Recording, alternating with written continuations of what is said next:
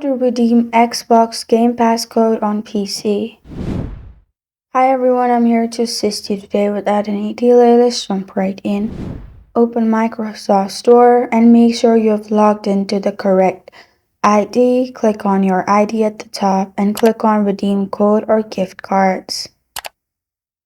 After you click on Redeem Code, you'll find this kind of screen pop up. In here, you will need to enter 25-character code and then press on next, and then you'll be able to redeem your code. You can do same with your Google Chrome. Open Google Chrome, search redeem.microsoft.com, click on a redeem a gift card or a code. Then scroll down in here and you'll find redeem. Click on redeem code. And then first you will need to sign into your Microsoft account. After you've signed in, you will find this kind of screen pop up. In here you will need to enter 25-character code and you're good to go.